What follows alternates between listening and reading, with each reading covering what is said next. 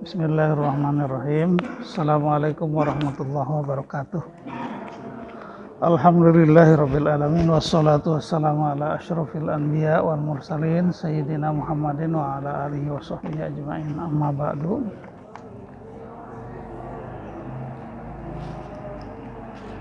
Yang saya hormati saudara-saudara, bapak-bapak, ibu-ibu yang menjadi peserta dalam kajian bahasa Arab Al-Quran. Kita kembali pada hari ini membahas tentang bahasa Arab ya, yang ada di dalam Al-Quran. Dan pada pagi hari ini kita akan melanjutkan tentang Al-Jarru bil Idhofah ya, tentang isim-isim yang majrur, yang salah satunya adalah dengan idhofat. Nah ini Pak Haji Oni hadir, fotokopiannya nggak ada ya Pak Haji Saifuddin. Oh bisa berdua ya, nggak apa-apa. Iya, jadi selamat datang nih kepada Pak Haji Oni yang muncul kembali nih, murid lama yang sekarang datang lagi mengkaji bahasa Arab Al-Quran.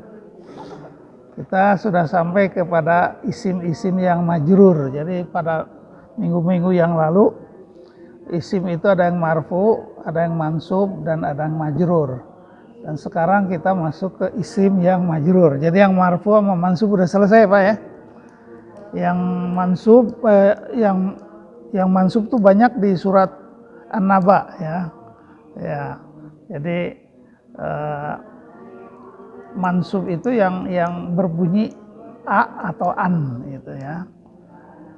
Itu isim-isim yang mansub, apakah karena dia hal atau karena dia maf'ul bih dan lain sebagainya. Nah, sekarang isim-isim yang majrur. Yang majrur itu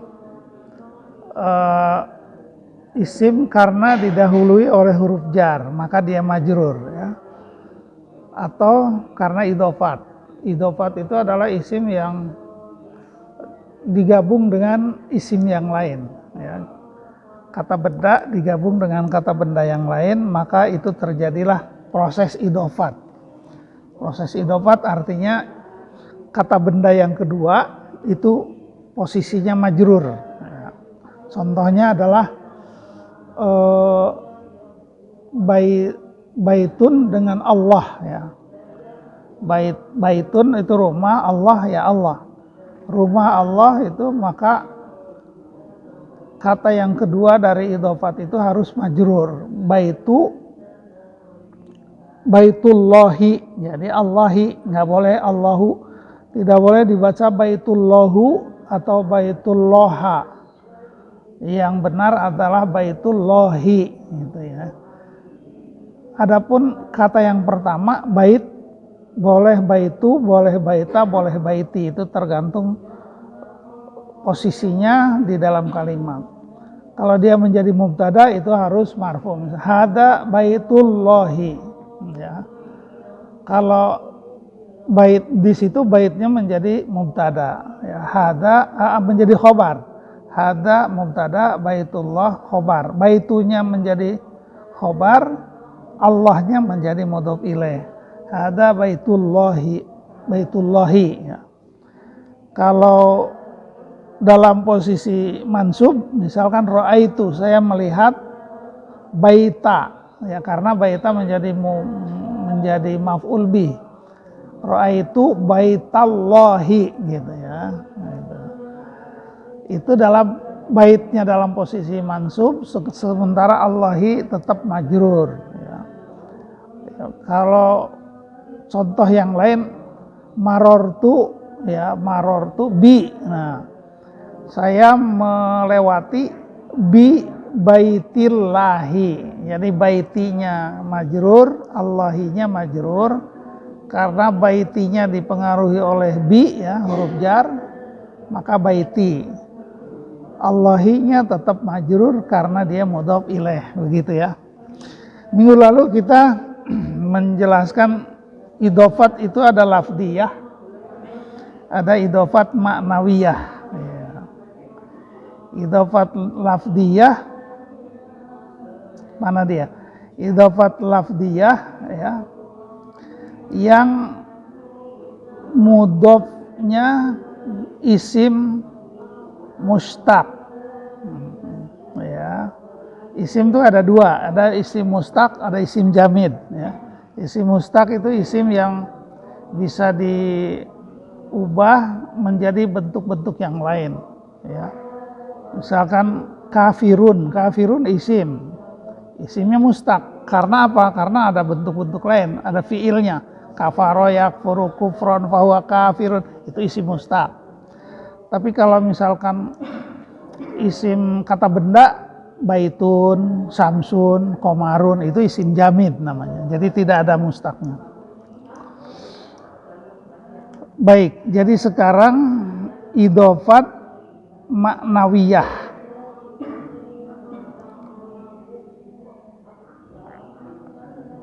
Ya. Idhofat maknawiyah sumiyat bidzalika li'annaha tufidu amron maknawiyan. Jadi kalau idhofat lafdiyah itu lafadznya. Ya, pokoknya dari segi lafadznya, dari segi katanya kelihatan. Kalau idhofat maknawiyah itu artinya makna dari proses idhofat itu apa? Yang atasnya lagi. Yang atasnya, al-idhofah maknawiyah itu ya. Yang setelah kata angka 3 itu, iya. Wal idhofatul ma'nawiyah sumiyat bidzalik. Ah? Idhofat di atasnya, yang titik di atas. Oh iya. Yu'lamu itu. Iya, yu'lamu mimma sabaqa annal idhofatul ma'nawiyah tatahaqqaqu idza lam takun al-mudhaf mustaqqan. Ya. Idhofat ma'nawiyah itu bisa terjadi kalau mudhofnya itu bukan isim mustaq. Walal mudhoful ilaih ma'mulan lahu, dan mudhof ilaih juga bukan isim yang mustaq. Ya. Fa idzan tafal amroni ma'an awin tafa ahaduhuma fal idhofatu ma'nawiyah. Intafa, fa idza intafa amroni. Jadi kalau dua kata itu tidak memenuhi syarat sebagai isim mustaq, salah satunya isim jamid ya, atau dua-duanya memang bukan isim mustaq, maka idhofatnya adalah idhofat maknawiyah begitu. Wa yadkhulu fiha mayati. Ya. Maka yang menjadi contoh di sini adalah sebagai berikut ya. 1. Mislu babu Zaidin ya.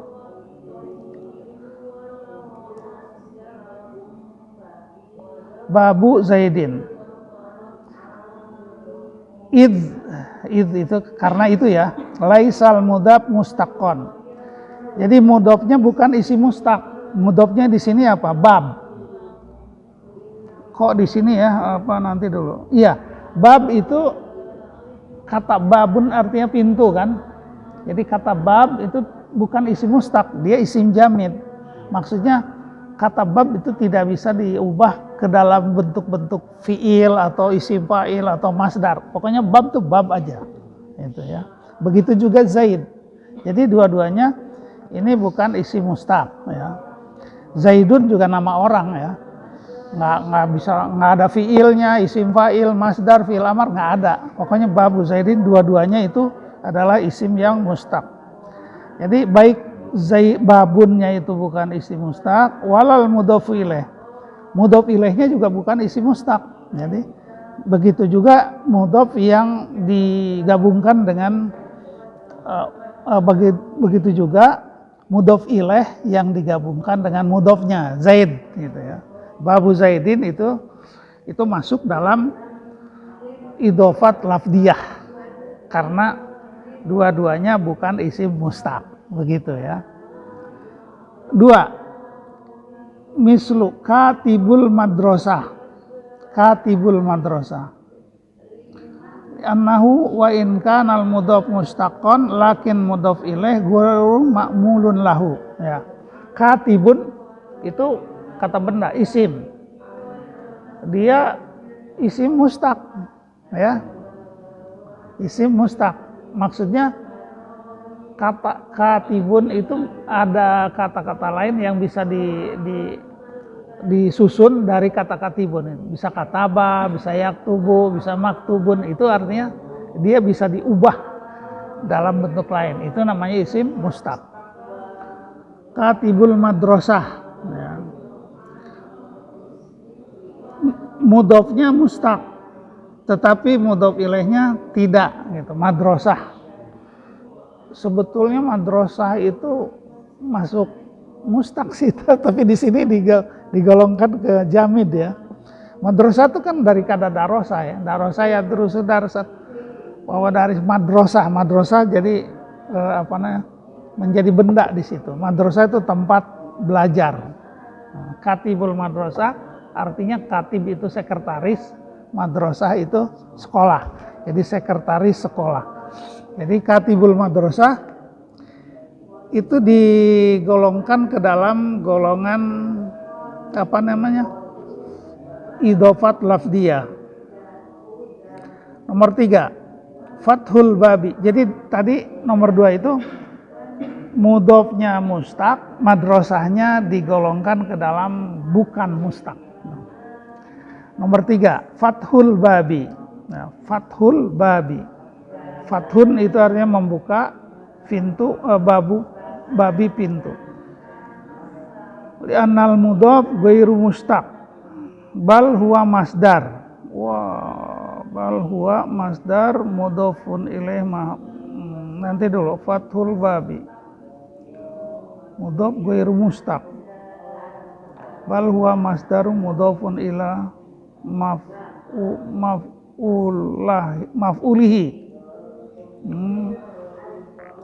Fathul babi, membuka pintu artinya. Fathul babi mudhaf ghair mustaq bal huwa masdarun mudhafun ilaih maf'ulun bihi, ila maf'ulihi. Jadi fathul babi itu membuka pintu ya, pembukaan pintu. Baik, ini yang nomor 3 nih masih saya ragu nih dengan ungkapan ini ya. Karena fathulnya sebetulnya masdar. Itu dia sebetulnya mustaq ya. Tapi di sini ghair mustaq katanya. Nah, itu makanya nanti kita lihat lagi ya. Saya baca-baca lagi deh. Nomor 3 ini catatan. Baik, itu dianggap 1 2 3 dianggap idhofat lafdiyah. Nah, sekarang masuk ke berikutnya, idhofat ma'nawiyah summiyat bidzalik. Disebut sebagai idhofat ma'nawiyah li'annaha tufidu amron ma'nawiyan. Ya, karena mengandung makna berguna terhadap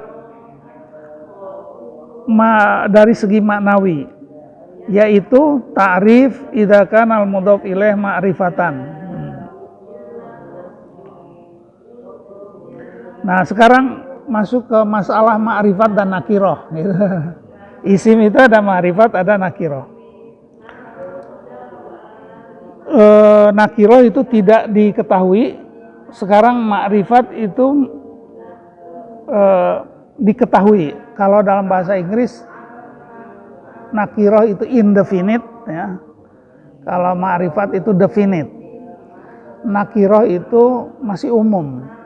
Kalau bahasa Indonesia sebuah rumah, sebuah jalan, itu nakirah ya. Tapi kalau ma'rifat udah jelas.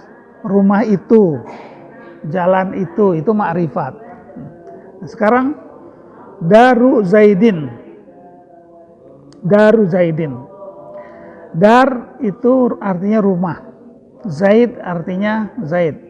Jadi darnya itu tidak ada alif lam ya. Dar itu sebuah rumah. Sementara Zaid itu orangnya jelas ya, bukan seorang Zaid tapi Zaid. Zaid itu nama orang. Jadi darun itu sebuah rumah, tapi zaidinnya ma'rifat. Itu disebut at-takhsis. Taksis itu untuk mengkhususkan. Kalau darun kan sebuah rumah. Tapi begitu dimasukkan kata Zaid, maka bukan lagi makna sebuah rumah, tapi rumah si Zaid. Jadi tentu gitu. Jadi udah jadi lebih khusus. Dan al mudhof ilaih nakirah. Ya, sekarang baik. Yang contoh untuk daru Zaidin itu adalah contoh untuk membuat isim nakirah menjadi ma'rifat. Nah, ya. Menjadi yang umum menjadi khusus, ya. Yang tadinya nakirah menjadi ma'rifat. Sekarang tahsis. Taksis itu juga sebetulnya memberi batasan, mengkhususkan jika mudhof ilaihnya nakirah. Nah, sekarang darun dengan tajirun. Dar itu rumah. Itu umum ya, sebuah rumah. Tajir itu juga umum karena dia tidak ada alif lam ya. Jadi itu rumah seorang pedagang. Daru tajirin, rumah seorang pedagang. Itu dalam maknanya masih umum walaupun sudah ada pengkhususan. Kalau darun kan sebuah rumah. Tajirun seorang pedagang. Nah, seorang pedagangnya jauhnya masih nakirah, masih umum.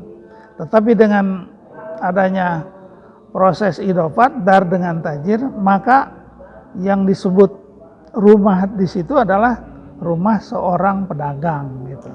Bukan rumah seorang petani, bukan rumah seorang ustadz, tapi rumah seorang pedagang.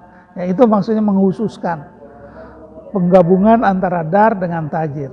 Itu dua-duanya nakirah, tapi dengan adanya proses idhofat, dar tajir itu menjadi ma'rifat. Ya.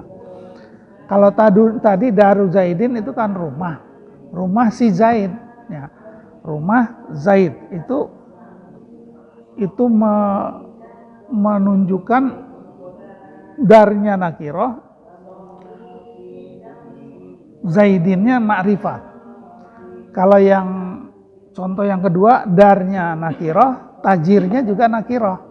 Jadi nakirah ditambah nakirah menjadi ma'rifat. Nakirah ditambah ma'rifat menjadi ma'rifat lagi gitu ya. Gitu ya.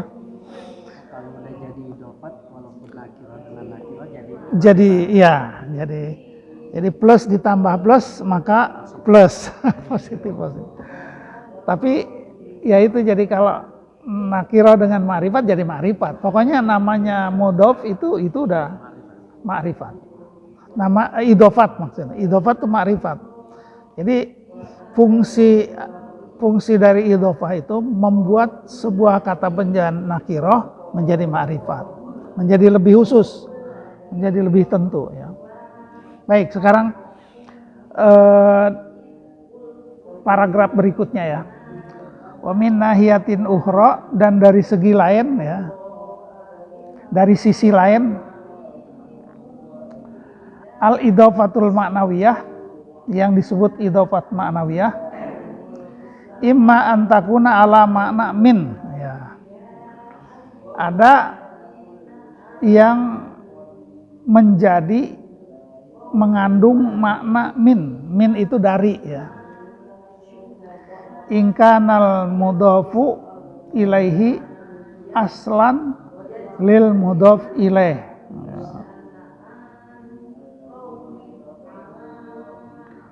Wa yasihul ikhbaru bihi anhu ya, dan boleh menjadi ikhbar itu atau untuk memberitahukan ya, bihi anhu. Contoh, kalau teori itu kan tanpa contoh nggak jelas. Makanya ya. Tadi yang min idza kanal mudhof ilaih aslan lil mudhof. Jadi kalau mudhof ilaihnya itu merupakan bagian daripada mudhof. Ya. Jadi mudhof ilaihnya itu adalah merupakan turunan dari mudhof. Misalkan buku. Nah, buku itu sebuah kata benda, tetapi dari buku itu kan bisa dipecah buku apa gitu. Nah, apanya itu menjadi bagian daripada buku. Buku tafsir, buku nahwu, nahwu, tafsir dan lain sebagainya itu merupakan bagian dari jenis buku gitu. Mudhof ilaihnya, ya. Jadi mudhof ilaihnya merupakan bagian aslan. Nanti dulu ya. Sekarang kalau mudhof ilaihnya adalah merupakan bagian dari mudhof, ya, bagian atau turunan atau jenis, salah satu jenis atau turunan. Wa yasihul ikhbaru bihi anhu, ya. Jadi itu juga bisa menjadikan apa nih? Pemberitahuan, ya. Anhu, ikhbar bihi anhu. Jadi menjadi penjelas, ya, daripada mudhofnya. Contoh apa? Khotimu fiddatin. Khotim fiddah. Khotim itu cincin, ya. Fiddatin itu apa? Cincin tembaga, perak, ya. Perak. Nah, jadi perak itu merupakan jenis, salah satu jenis dari cincin, karena cincin itu ada cincin emas, ada cincin plastik. Nah, fiddatin itu perak, cincin perak. Nah, itu artinya mengandung makna min, dari gitu, terbuat dari gitu. Nah, khotimu fiddatin artinya cincin perak. Cincin perak, di antara khotim dan fiddah ada makna min. Jadi cincin dari perak. Kalau mau lebih lanjut lagi, cincin terbuat dari perak. Karena cincin itu bisa terbuat dari apa saja. Bisa emas, bisa plastik, bisa yang lain-lain. Ya. Terus saubu haririn. Nah, ini saubu haririn. Saub itu baju, harir itu sutra, ya.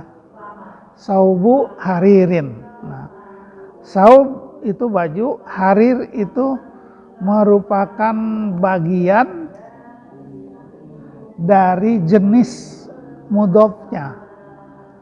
Karena baju itu bisa baju sutra, bisa baju katun, bisa baju apa lagi, ya. Bisa baju yang dari kulit misalkan. Jadi saubu haririn itu mengandung makna min. Jadi baju dari sutra. Lebih lebih jelasnya lagi, baju yang terbuat dari sutra. Ya, baik. Babu sajin. Sajin ini apa, ya? Bab itu pintu, sajin. Yang jelas makna mudhof ilaihnya sajin itu merupakan salah satu jenis dari mudhofnya. Ya. Sajin itu bab, pintu itu kan ada pintu besi, ya. Ada pintu kayu, ada pintu macam-macam, ya. Pintu apa? Aluminium.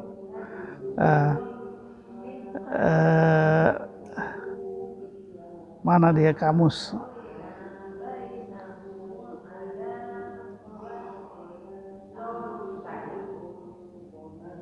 Wah, terhapus nih, ya. Saya punya kamus Arab Indonesia. Ini yang kamus Inggris. Aplikasi sajin itu kalau nggak salah apa, ya? Nantilah kita lihat lagi. Sini.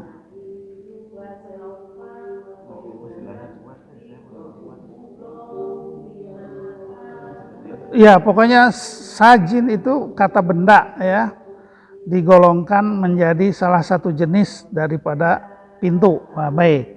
Itu juga PR minggu depan. Nah, sekarang ini penjelasannya. Fal fiddatu aslun lil khatim. Nah, fiddah aslun lil khatim. Jadi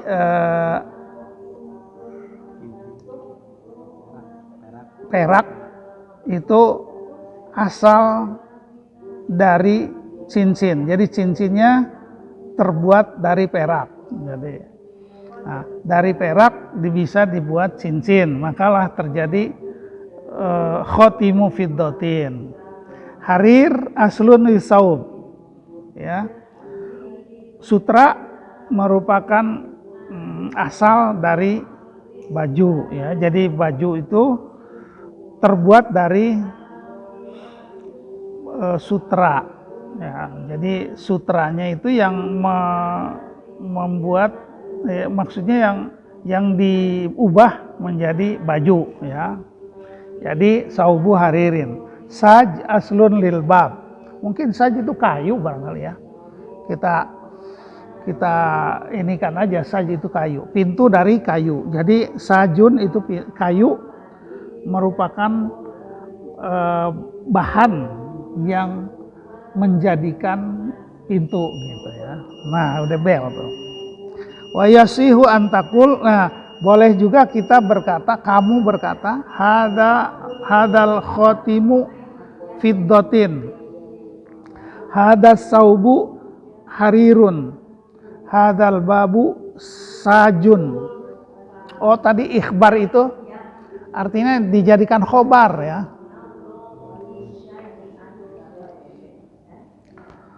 Jadi mudhof ilaihnya boleh dijadikan khobar gitu maksudnya.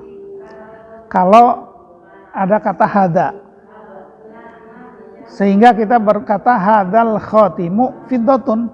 Jadi cincin ini adalah perak. Cincin ini terbuat dari perak. Kalau lihat susunan katanya hadal khotimu fiddatun, ya. Jadi cincin ini adalah perak. Hadas saubu harirun. Nggak jadi idofat. Jadi ya, maknawiyah itu dari sisi makna mengandung arti min gitu. Dan itu boleh diubah kalimatnya menjadi mubtada khobar gitu, ya. Jadi idofat itu bisa diubah menjadi mubtada khobar dan itu mengandung min. Misalkan baitu hajarin, rumah batu tuh di sana. Baitu hajarin, bait hajar. Jadi rumah itu terbuat dari batu, rumah batu. Jadi hadal baitu hajarun, boleh gitu. Jadi itu idofat maknawi yang mengandung arti kata min, terbuat dari. Baik, hadal saubu harirun, hadal babu sajun, ya. Baju ini adalah sutra, pintu ini adalah kayu gitu, bisa, ya, bisa diubah jadi itu. Tapi juga bisa mengandung arti kata min. Baju terbuat dari, ya, sutra, pintu terbuat dari kayu. Fa innal ikhbar anil mausuf ikhbarun an sifatihi, ya. Jadi khobar di sini dari yang disifati adalah khobar sifat, ya, sifat dari kata benda tersebut, ya. Jadi terbuat dari, ya, atau yang merupakan bagian dari. Nah, sekarang au takunu ala makna fi. Nah, tadi kan maknanya min, dari. Sekarang maknanya fi, ya, mengandung makna fi. Fi itu di dalam. In kanal mudhofu ilaih dorfan lil mudhof. Jika mudhof ilaihnya itu merupakan dorob. Dorob itu sebetulnya keterangan, ya. Keterangan dari mudhof. Contoh. Apa nih? Mukirrul lail syahidud dar. Ay mukirrun fil lail wa syahidun fid dar. Mukirrul lail wa syahidud dar. Ada mukirrun dengan lail. Mukirun itu sebetulnya karoro yukariru itu apa ya? Pengawas. Pengawas malam. Mukirun itu orang yang apa sih? Ada ya Quran ya, mukirul lail. Kalau nggak salah, orang yang bergadang barangkali ya. Mukirul lail. Syahidud dar. Syahid itu orang yang menyaksikan. Dar itu rumah. Syahidud dar kayak bisa berarti satpam, ya, yang mengawasi rumah. Syahidud dar. Mukir itu isim fa'il ya. Karrara yukariru itu sebetulnya yang mengulang-ulang di waktu malam. Mungkin apa? Mukirul lail itu artinya orang yang bergadang, yang tidak tidur. Mukirul lail. Syahidud dar di Quran tuh banyak tuh. Biasanya isim fa'il yang digabungkan dengan kata benda. Misalkan ada di sholawat sahibul layali anta sahibul bait. Nah, sahibul bait juga begitu kan. Sahibul bait itu yang punya rumah. Sahibnya itu isim fa'il, baitnya rumah. Sahibul bait itu dari segi kata itu adalah idhofat, tapi dari segi makna itu maknanya fi di sini. Sahibul lail itu artinya yang berada di dalam rumah, jadi pemilik rumah. Ya. Ai mukirrun fil lail wa syahidun fid dar. Nah, gitu kan. Jadi maknanya fi. Baik. Wa takunu ala makna lam. Ya. Bisa juga bermakna lam. Lam di sini adalah apa nih? Li-nya itu milik ya. Milik. Jadi ada makna min, ada makna fi, ada makna li. Ya. Kal milku wagoirihi ya. Seperti milik ya. Ka kitabu Zaidin. Nah, kitabu Zaidin itu antara kitab dengan Zaid itu mengandung makna li. Kitab Zaidin itu artinya buku milik si Zaid. Gitu.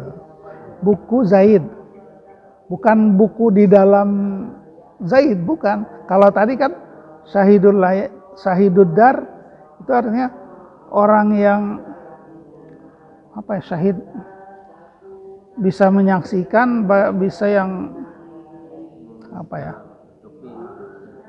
yang di dalam rumah.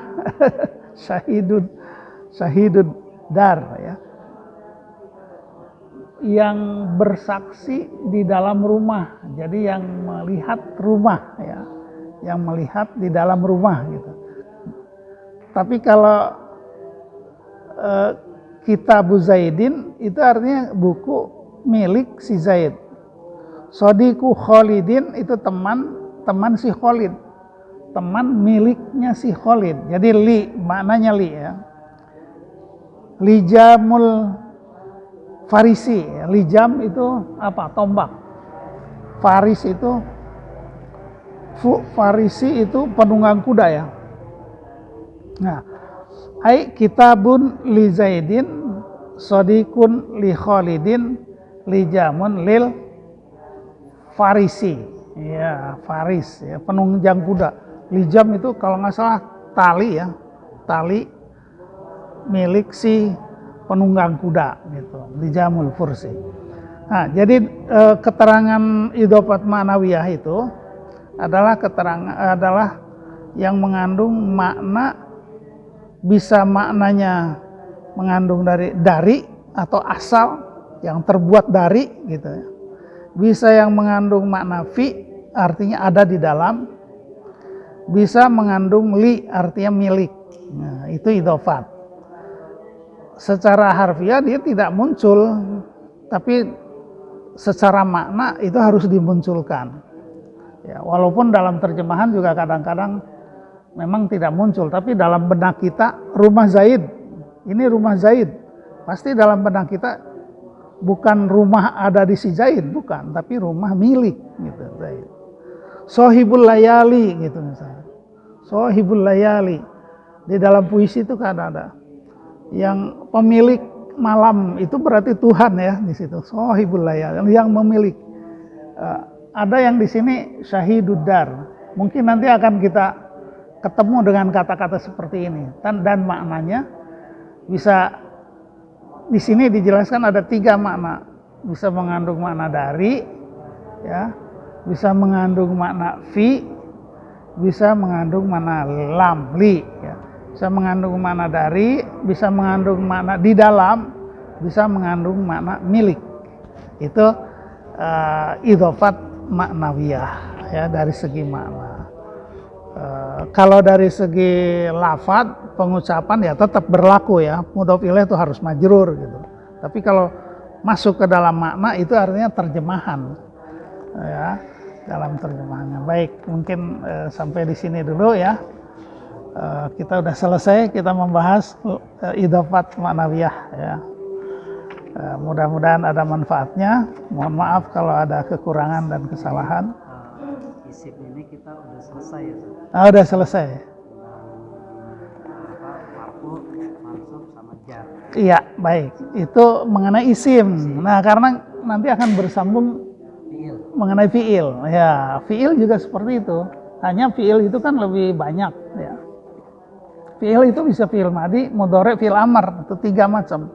Dan ketiga fiil ini memang karakteristiknya beda dengan isim ya.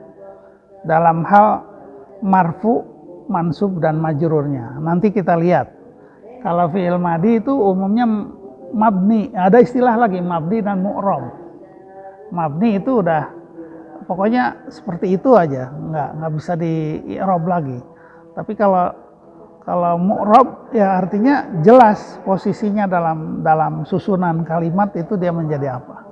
Itu mungkin minggu depan kita bicara fiil. Ya. Yang pelajaran ini kan isim ya, Ustaz.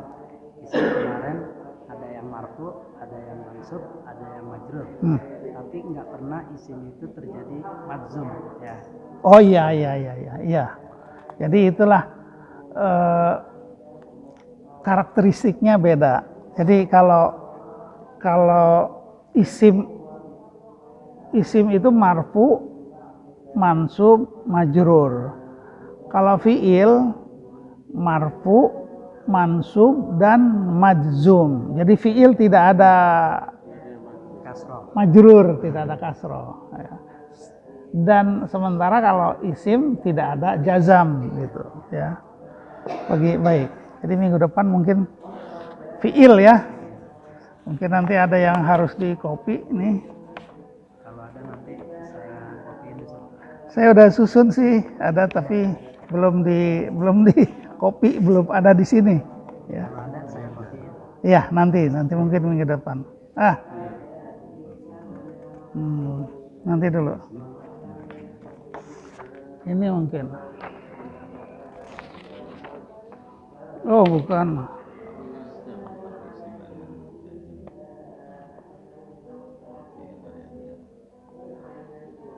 Ini nih, yang ini aja deh 4. Ya, baik ini. Bukan yang ini ya, yang ini ya. Yang ada tulisan 4-nya. Itu mungkin untuk tatap muka minggu depan. Ya. Malah jadi ngantuk. Gitu ya, nggak apa-apa. Ngantuknya ngantuk ibadah. Ada makna. Baik, jadi kita akhiri sampai di sini. Subhanakallahumma wa bihamdika asyhadu an la ilaha illa anta astaghfiruka wa atubu ilaih.